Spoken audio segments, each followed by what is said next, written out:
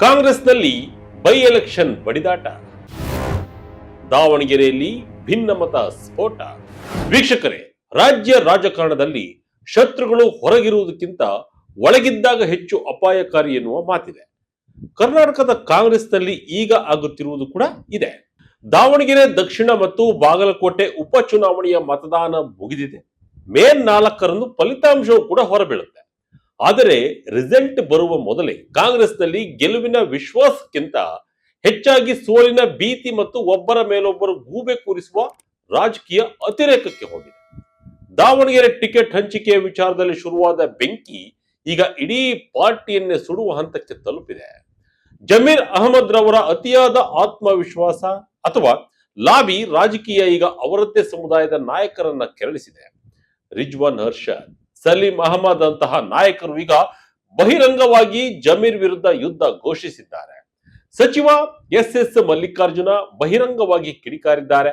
High command ಕೂಡ Muslim ಲೀಡರ್ಗೆ ರಾಜೀನಾಮೆ ನೀಡಬೇಕು ಎಂದು ತಾಕೀತು ಮಾಡಿದೆ. ಬೈ ಎಲೆಕ್ಷನ್ ಫಲಿತಾಂಶಕ್ಕೂ ಮುನ್ನವೇ ದಾವಣಗೆರೆ ಹೊತ್ತಿ ಉರಿಯುತ್ತಿದೆ. ಹಾಗಾದ್ರೆ ದಾವಣಗೆರೆಯಲ್ಲಿ ಅಸಲಿಗೆ ನಡೆದಿದ್ದೇನು?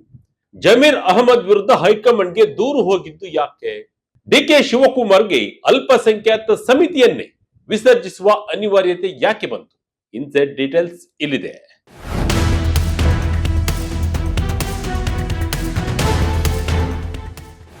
ಎಸ್ ವೀಕ್ಷಕರೇ, ದಾವಣಗೆರೆಯಲ್ಲಿ ಮುಸ್ಲಿಂ ನಾಯಕರ ಕಿಚ್ಚು ಸ್ಫೋಟಗೊಂಡಿದೆ.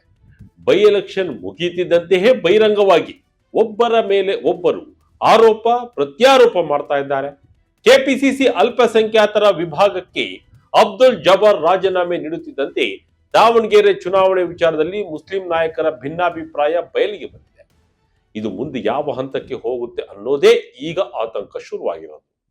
ಒಂದು ಕಡೆ ಪ್ರಭಾವಿ ಸಚಿವ ಸಿದ್ದು ಆಪ್ತ ಜಮೀರ್ ಮೇಲೆ ಆರೋಪಗಳ ಸುರಿಮಳೆಯೇ ಹರಿದು ಬರ್ತಾ ಇದೆ. ನಿಮಗೆ ಗೊತ್ತಿರುವ ಹಾಗೆ ದಾವಣಗೆರೆ ದಕ್ಷಿಣ ಕ್ಷೇತ್ರದಲ್ಲಿ ಮುಸ್ಲಿಂ ಸಮುದಾಯದ ಮತಗಳು ನಿರ್ಣಾಯಕ. ಅಲ್ಲಿ ಸಾದಿಕ್ ಪೈಲ್ವಾನ್ ಎಂಬುವರು ಟಿಕೆಟ್ಗಾಗಿ ಬಲವಾದ ಹಕ್ಕೊತ್ತಾಯ ಮಂಡಿಸಿದ್ರು. ಆದರೆ ಸಚಿವ ಜಮೀರ್ ಅಹಮದ್ ಖಾನ್ ರವರು ಸಾದಿಕ್ ಪೈಲ್ವಾನ್ ಹೆಸರನ್ನ ಹೈಕಮಾಂಡ್ ಮುಂದೆ ಪ್ರಸ್ತಾಪವನ್ನೇ ಮಾಡಲಿಲ್ಲ ಎಂಬ ಗಂಭೀರ ಆರೋಪವನ್ನು ಕೂಡ ಈಗ ಸದ್ಯಕ್ಕೆ ಕೇಳಿ ಬಂದಿದೆ. ಜಮೀರ್ ಅವರು ತಮ್ಮ ಆಪ್ತ ಅಬ್ದುಲ್ ಜಬ್ಬಾರ್ ಅವರಿಗೆ ಟಿಕೆಟ್ ಕೊಡಿಸಲು ಹಠ ಹಿಡಿದಿದ್ರು. ಒಂದು ವೇಳೆ ಜಬ್ಬಾರ್ಗೆ ನೀಡಲು ಸಾಧ್ಯವಿಲ್ಲದಿದ್ದರೆ ಸಚಿವ ಎಸ್ ಮಲ್ಲಿಕಾರ್ಜುನ್ ರವರ ಪುತ್ರನಿಗೆ ಟಿಕೆಟ್ ನೀಡಿ ಎಂದು ಒತ್ತಾಯಿಸಿದರು ಎಂಬುದು ಈಗ ಬಯಲಾಗಿದೆ. ಈ ಡಬಲ್ ಗೇಮ್ ಸಾದಿಕ್ ಪೈಲ್ವಾನ್ ಬೆಂಬಲಿಗರನ್ನ ಮತ್ತು ಮುಸ್ಲಿಂ ಸಮುದಾಯದ ಇತರ ನಾಯಕರನ್ನ ಕೆರಳಿಸಿದೆ. ಜಮೀರ್ ವಿರುದ್ಧ ಮುಸ್ಲಿಂ ನಾಯಕರು ಕೆಂಡ.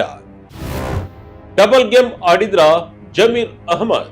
ಕಳೆದ ಶುಕ್ರವಾರ ಮತ್ತು ಭಾನುವಾರ ಕಾಂಗ್ರೆಸ್ನ ಪ್ರಮುಖ ಮುಸ್ಲಿಂ ನಾಯಕರು ಪತ್ರಿಕಾಗೋಷ್ಠಿ ನಡೆಸಿ ಸಚಿವ ಜಮೀರ್ ಅಹಮದ್ ಖಾನ್, ನಸೀರ್ ಅಹಮದ್ ಮತ್ತು ಅಬ್ದುಲ್ ಜಬ್ಬಾರ್ ವಿರುದ್ಧ ನೇರ ವಾಗ್ದಾಳಿಯನ್ನು ನಡೆಸಿದ್ದಾರೆ. ಇವರೆಲ್ಲರೂ ಮುಖ್ಯಮಂತ್ರಿ ಸಿದ್ದರಾಮಯ್ಯರವರ ಪರಮಾಪ್ತ ಬಣದಲ್ಲಿ ಇರುವವರು. ಇವರು ಕೇವಲ ಒಬ್ಬ ವ್ಯಕ್ತಿಗಾಗಿ ಅಂದ್ರೆ ಅಬ್ದುಲ್ ಜಬ್ಬಾರ್ ಹಠ ಹಿಡಿದ ಕಾರಣ ಇಡೀ ಸಮುದಾಯಕ್ಕೆ ಸಿಗಬೇಕಿದ್ದ ಟಿಕೆಟ್ ಮಿಸ್ ಆಯಿತು ಎಂಬುದು ರಿಜ್ವಾನ್ ಅರ್ಷದ್ ರವರ ನೇರ ಆರೋಪ. ಸಮುದಾಯದ ಹಿತಾಸಕ್ತಿಗಿಂತ ವೈಯಕ್ತಿಕ ಲಾಭಕ್ಕೆ ಒತ್ತು ನೀಡಿದ ನಾಯಕರಿಂದ ಪಕ್ಷಕ್ಕೆ ಹೊಡೆತ ಬಿದ್ದಿದೆ ಎಂದು ಅವರು ಗುಡುಗಿದ್ದಾರೆ. ಇದು ಕೇವಲ ಟಿಕೆಟ್ ವಿಚಾರವಲ್ಲ, ಕಾಂಗ್ರೆಸ್ ಒಳಗೆ ಸಿದ್ದರಾಮಯ್ಯ ಬಣದ ನಾಯಕರನ್ನ ಕಟ್ಟಿ ಹಾಕಲು ಸಿದ್ಧವಾದ ಬ್ರಹ್ಮಾಸ್ತ್ರ ಎನ್ನಲಾಗ್ತಿದೆ. ಸುರ್ಜೇವಾಲಾ ಕಳುಹಿಸಿದ ಲಿಖಿತ ದೂರಿನಲ್ಲೇನಿದೆ? ಕೇರಳ ಪ್ರವಾಸ ವರ್ಸಸ್ ದಾವಣಗೆರೆ ಪ್ರಚಾರ. ಈ ವಿವಾದಕ್ಕೆ ಹೊಸ ಟ್ವಿಸ್ಟ್ ಸಿಕ್ಕಿದ್ದು ಎಐಸಿಸಿ ಪ್ರಧಾನ ಕಾರ್ಯದರ್ಶಿ ರಣದೀಪ್ ಸಿಂಗ್ ಸುರ್ಜೇವಾಲಾ ಅವರಿಂದ. ರಾಜ್ಯ ಕಾಂಗ್ರೆಸ್ ಉಸ್ತುವಾರಿಯಾಗಿರುವ ಸುರ್ಜೇವಾಲಾರವರು ಜಮೀರ್ ಅಹಮದ್ ವಿರುದ್ಧ ಹೈಕಮಾಂಡ್ಗೆ ಲಿಖಿತ ದೂರನ್ನು ನೀಡಿದ್ದಾರೆ. ಚುನಾವಣೆ ಸಮಯದಲ್ಲಿ ದಾವಣಗೆರೆ ಮತ್ತು ಬಾಗಲಕೋಟೆಯಲ್ಲಿ ಪ್ರಚಾರ ಮಾಡುವಂತೆ ಸೂಚನೆ ನೀಡಿದ್ದರೂ ಜಮೀರ್ ಅದನ್ನ ಪಾಲಿಸಲಿಲ್ಲ. ಬದಲಾಗಿ ಅವರು ಕೇರಳಕ್ಕೆ ಹೋಗಿ ಪಕ್ಷದ ಪರ ಪ್ರಚಾರ ಮಾಡಿದ್ರು. ಇದು ಪಕ್ಷದ ಶಿಸ್ತು ಉಲ್ಲಂಘನೆ ಎಂದು ಸುರ್ಜೇವಾಲಾ ದೂರಿನಲ್ಲಿ ಉಲ್ಲೇಖಿಸಿದ್ದಾರೆ ಎನ್ನಲಾಗಿದೆ. ದಾವಣಗೆರೆಯಲ್ಲಿ ಪ್ರಚಾರಕ್ಕೆ ಬಾರದೇ ಇದ್ದ ಜಮೀರ್ ಮಲ್ಲಿಕಾರ್ಜುನ್ ರವರ ಮನೆಯಲ್ಲಿ ಪತ್ರಿಕಾಗೋಷ್ಠಿ ನಡೆಸಿ ಕೈ ತೊಳೆದುಕೊಂಡಿದ್ದು ಹೈಕಮಾಂಡ್ ಕೆಂಗಣ್ಣಿಗೆ ಗುರಿಯಾಗಿದೆ. ಅಬ್ದುಲ್ ಜಬ್ಬಾರ್ ರಾಜೀನಾಮೆ ಗಿಮಿಕ್. ಅಲ್ಪಸಂಖ್ಯಾತ ವಿಭಾಗದ ಮೇಲೆ ಡಿಕೆಶಿ ಕಂಟ್ರೋಲ್. ಈ ಬೆಳವಣಿಗೆಗಳ ಬೆನ್ನಲ್ಲಿ ಅಬ್ದುಲ್ ಜಬ್ಬಾರ್ ಕೆಪಿಸಿಸಿ ಅಲ್ಪಸಂಖ್ಯಾತ ವಿಭಾಗದ ಅಧ್ಯಕ್ಷ ಸ್ಥಾನಕ್ಕೆ ರಾಜೀನಾಮೆ ನೀಡಿದ್ದಾರೆ. ಸಾಮಾನ್ಯ ಇಂತಹ ಸಮಯದಲ್ಲಿ ರಾಜೀನಾಮೆ ನೀಡಿದಾಗ ನಾಯಕರನ್ನ ಸಮಾಧಾನ ಪಡಿಸುವ ಕೆಲಸ ನಡೀತಾ ಇತ್ತು. ಆದರೆ ಕೆಪಿಸಿಸಿ ಅಧ್ಯಕ್ಷ ಡಿಕೆ ಶಿವಕುಮಾರ್ ಅವರು ಅಬ್ದುಲ್ ಜಬ್ಬಾರ್ ಅವರ ಮನವೊಲಿಸಲು ಬದಲು ತಕ್ಷಣವೇ ಇಡೀ ಅಲ್ಪಸಂಖ್ಯಾತ ಸಮಿತಿಯನ್ನೇ ವಿಸರ್ಜಿಸಿ ಬಿಟ್ಟಿದ್ದಾರೆ. ನೂತನ ಸಮಿತಿಯನ್ನ ಶೀಘ್ರದಲ್ಲೇ ರಚಿಸಲಾಗುವುದು ಎಂದು ಹೇಳುವ ಮೂಲಕ ಜಮೀರ್ ಬಣಕ್ಕೆ ಡಿಕೆಶಿ ಪ್ರಬಲ ಪೆಟ್ಟು ನೀಡಿದ್ದಾರೆ.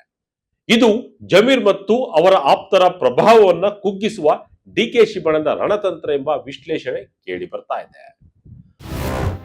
ಮುಸ್ಲಿಂ ಮತಗಳು ಚದುರುವುದು ಪಕ್ಕ. ಸತೀಶ್ ಜಾರಕಿಹೊಳಿ ಮಾತಿನ ಮರ್ಮವೇನು? ಇಷ್ಟೆಲ್ಲ ಗೊಂದಲಗಳ ನಡುವೆ ಸಚಿವ ಸತೀಶ್ ಜಾರಕಿಹೊಳಿರವರು ಬೆಳಗಾವಿಯಲ್ಲಿ ನೀಡಿರುವ ಹೇಳಿಕೆ ಬೆಂಕಿಗೆ ತುಪ್ಪ ಸುರಿದಂತಿದೆ. ದಾವಣಗೆರೆಯಲ್ಲಿ ಮುಸ್ಲಿಂ ಮತಗಳು ಚದುರುವುದು ಗ್ಯಾರಂಟಿ ಎಂದು ಹೇಳುವ ಮೂಲಕ ಕಾಂಗ್ರೆಸ್ ಗೆಲುವಿನ ಬಗ್ಗೆ ಸಂಶಯ ವ್ಯಕ್ತಪಡಿಸಿದ್ದಾರೆ. ಅಷ್ಟೇ ಅಲ್ಲ, ಈಗ ಕೆಪಿಸಿಸಿ ಅಧ್ಯಕ್ಷರ ಬದಲಾವಣೆಯೂ ಆಗಬೇಕಿದೆ ಎಂದು ಹೇಳುವ ಮೂಲಕ ಡಿಕೆ ಶಿವಕುಮಾರ್ ಅವರಿಗೆ ಟಾಂಗ್ ನೀಡಿದ್ದಾರೆ. ಅಂದರೆ ಕಾಂಗ್ರೆಸ್ನಲ್ಲಿ ಬಣ ರಾಜಕೀಯ ಈಗ ಎಲ್ಲೇ ಮೀರಿ ಹೋಗಿದೆ. ಸಿದ್ದರಾಮಯ್ಯ ಬಣದಲ್ಲಿರುವ ಸತೀಶ್ ಜಾರಕಿಹೊಳಿರವರು ಡಿಕೆಶಿ ಅವರನ್ನ ಗುರಿಯಾಗಿಸಿದ್ರೆ, ಡಿಕೆಶಿ ಆಪ್ತರು ಜಮೀರ್ ಅಹಮದ್ ಅವರನ್ನ ಗುರಿಯಾಗಿಸುತ್ತಿದ್ದಾರೆ. ಈ ಫೈಟ್ ಎಲ್ಲಿಗೆ ಹೋಗಿ ಮುಟ್ಟುತ್ತೋ ಕಾದ್ ನೋಡ್ಬೇಕಿದೆ. ಚಹಾ ಕುಡಿದ್ರು ಋಣ ಇಟ್ಕೋಬೇಕು. ಜಬ್ಬಾರ್ಗೆ ಮಲ್ಲಿಕಾರ್ಜುನ ಚಾಟಿ. ಅಬ್ದುಲ್ ಜಬ್ಬಾರ್ ರಾಜೀನಾಮೆ ನೀಡಿದ ಬೆನ್ನಲ್ಲೇ ಸಚಿವ ಎಸ್ ಮಲ್ಲಿಕಾರ್ಜುನ ಸಿಡಿದೆದ್ದಿದ್ದಾರೆ. ಒಂದು ಚಹಾ ಕುಡಿದ್ರೂ ಋಣ ಇಟ್ಕೋಬೇಕು ಎಂದು ಜಬ್ಬಾರ್ ವಿರುದ್ಧ ಕಿಡಿಕಾರಿದ್ದಾರೆ. ಜಬ್ಬಾರ್ ಅವರನ್ನ 3 ಅವಧಿಗೆ ವಿಧಾನ ಪರಿಷತ್ ಸದಸ್ಯರನ್ನಾಗಿ ಮಾಡಿದ್ದು ನಾವು. ಪಕ್ಷದ ಅನ್ನ ತಿಂದ ಮೇಲೆ ಕೆಲಸ ಮಾಡಬೇಕು, ಅದನ್ನ ಬಿಟ್ಟು ಬೇರೆ ಕಾರಣ ಕೊಡುವುದು ಸರಿಯಲ್ಲ ಎಂದು ಕುಟುಕಿದರು. ಹೈಕಮಾಂಡ್ ಹೇಳಿದನ್ನ ಚಾಚೂ ತಪ್ಪದೆ ಮಾಡುವುದು ಪಕ್ಷದ ಪ್ರತಿಯೊಬ್ಬರ ಕೆಲಸ. ಹೈಕಮಾಂಡ್ಗೆ ಅದರದ್ದೇ ಆದ ಸಾಂಪ್ರದಾಯಿಕ ಮತದಾರರು ಇದ್ದಾರೆ. ಸಮರ್ಥ್ ಗೆಲ್ಲುತ್ತಾನೆ, ಜನರು ಆಶೀರ್ವಾದ ಮಾಡಿದ್ದಾರೆ ಎಂದು ವಿಶ್ವಾಸ ವ್ಯಕ್ತಪಡಿಸಿದರು. ಇನ್ನು ರಿಜ್ವಾನ್ ರವರು ದಾವಣಗೆರೆಗೆ 3 ನಾಯಕರು ಪ್ರಚಾರಕ್ಕೆ ಬಂದಿಲ್ಲ, ಅದರಲ್ಲಿ ಒಬ್ಬರ ಮೇಲೆ ಕ್ರಮ ಆಗಿದೆ. ನಾವು ಬಿಜೆಪಿ ಸೋಲಿಸಲು ಹೋಗಿದ್ದೆವು, ಆದರೆ ನಮ್ಮಲ್ಲಿ ಕೆಲವರು ಡಬಲ್ ಗೇಮ್ ಆಡಿದರು ಎಂದು ತಿವಿದರು. ಯಾರೆಲ್ಲ ಕಾಂಗ್ರೆಸ್ ಅಭ್ಯರ್ಥಿಯನ್ನ ಸೋಲಿಸಲು ಹೋಗಿದ್ದರು ಎಂದು ನಮಗೆ ತಿಳಿದಿದೆ. ಹೈಕಮಾಂಡ್ ಎಲ್ಲವನ್ನು ಗಮನಿಸಿದೆ ಎಂದು ರಿಜ್ವಾನ್ ತಿಳಿಸಿದ್ದಾರೆ.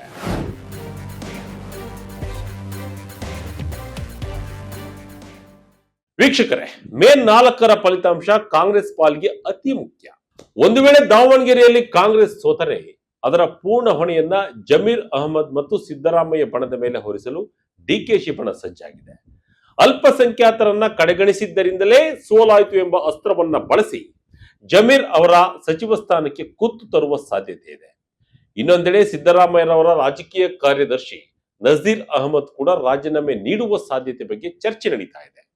ಸಿದ್ದರಾಮಯ್ಯರವರ ಕೋಟೆಯಂತಿರುವ ಅಲ್ಪಸಂಖ್ಯಾತ ನಾಯಕರನ್ನ ಒಬ್ಬೊಬ್ಬರಾಗಿ ಗುರಿಯಾಗಿಸುವ ಮೂಲಕ ಅವರ ಪ್ರಭಾವ ತಗ್ಗಿಸಲು ವಿರೋಧಿ ಬಣ ಕಾದು ಕುಳಿತಿದೆ ಎಂದು ಗುಮಾನಿ ಹಬ್ಬಿದೆ. ದಾವಣಗೆರೆಯ ಈ ಆಂತರಿಕ ಬೇಗುದಿ ಕೇವಲ ಒಂದು ಚುನಾವಣೆಯ ಟಿಕೆಟ್ ಕಿತ್ತಾಟಕ್ಕೆ ಸೀಮಿತವಾಗಿಲ್ಲ. ಇದು ಕರ್ನಾಟಕದ ಕಾಂಗ್ರೆಸ್ನಲ್ಲಿ ಬೂದಿ ಮುಚ್ಚಿದ ಕೆಂಡದಂತಿರುವ ಅಧಿಕಾರದ ಮೇಲಾಟದ ಸ್ಫೋಟ. ಮೇ 4ರಂದು ಹೊರಬೀಳುವ ಫಲಿತಾಂಶ ಕೇವಲ ಗೆಲುವು ಸೋಲಿನಷ್ಟೇ ನಿರ್ಧರಿಸುವುದಲ್ಲ, ಬದಲಾಗಿ ಕಾಂಗ್ರೆಸ್ನ ಹಲವು ಪ್ರಭಾವಿ ನಾಯಕರ ರಾಜಕೀಯ ಭವಿಷ್ಯಕ್ಕೆ ದಿಕ್ಸೂಚಿಯಾಗಲಿದೆ. ಒಂದು ವೇಳೆ ದಾವಣಗೆರೆಯಲ್ಲಿ ಕಾಂಗ್ರೆಸ್ ಸೋತರೆ ಅದರ ಪೂರ್ಣ ಹೊಣೆಯನ್ನ ಸಚಿವ ಜಮೀರ್ ಅಹಮದ್ ಮೇಲೆ ಹೊರಿಸಿ ಅವರ ಸಚಿವ ಸ್ಥಾನಕ್ಕೆ ಕುತ್ತು ತರಲು ವಿರೋಧಿ ಬಣ ಈಗಾಗಲೇ ಸ್ಕೆಚ್ ಸಿದ್ಧಪಡಿಸಿದೆ. ಇನ್ನೊಂದೆಡೆ ಅಲ್ಪಸಂಖ್ಯಾತ ಸಮಿತಿಯನ್ನ ವಿಸರ್ಜಿಸಿರುವ ಡಿಕೆ ಶಿವಕುಮಾರ್ ಅವರ ಕ್ರಮವು ಪಕ್ಷದ ಮೇಲಿನ ತಮ್ಮ ಹಿಡಿತವನ್ನ ಮತ್ತಷ್ಟು ಬಿಗಿಗೊಳಿಸುವ ಸೂಚನೆಯಾಗಿದೆ. ಸಿದ್ದರಾಮಯ್ಯರವರ ಆಪ್ತ ಬಣದ ಪ್ರಭಾವವನ್ನು ಕುಗ್ಗಿಸಲು ಹೈಕಮಾಂಡ್ ಮಟ್ಟದಲ್ಲಿ ನಡೆಯುತ್ತಿರುವ ಈ ರಣತಂತ್ರಗಳು ಮುಂದಿನ ದಿನಗಳಲ್ಲಿ ದೊಡ್ಡ ಮಟ್ಟದ ರಾಜಕೀಯ ಧ್ರುವೀಕರಣಕ್ಕೆ ಕಾರಣವಾಗಬಹುದು. ಅಂತಿಮವಾಗಿ ದಾವಣಗೆರೆಯ ಮತದಾರ ಯಾರ ಕೈ ಹಿಡಿದಿದ್ದಾನೆ ಮತ್ತು ಈ ಫಲಿತಾಂಶ ಸಚಿವರ ಕುರ್ಚಿಗಳಿಗೆ ಕುತ್ತು ತರುತ್ತಾ ಅಥವಾ ಬಣ ರಾಜಕೀಯಕ್ಕೆ ತಣ್ಣೀರು ಎರಚುತ್ತಾ ಎಂಬುದನ್ನು ಕಾದು ನೋಡಬೇಕಿದೆ. ನಿಮ್ಮ ಪ್ರಕಾರ ದಾವಣಗೆರೆಯಲ್ಲಿ ಯಾರು ಗೆಲ್ಲಬಹುದು? ಕಮೆಂಟ್ ಮೂಲಕ ತಿಳಿಸಿ. ಇದಾಗಿತ್ತು ಈ ಕ್ಷಣದ ಅಪ್ಡೇಟ್. ಇದೇ ರೀತಿ ಅಪ್ಡೇಟ್ಗಾಗಿ Vijaya Karnataka website, YouTube page, Facebook page follow ಮಾಡ್ತಾ ಇರಿ. ಧನ್ಯವಾದಗಳು.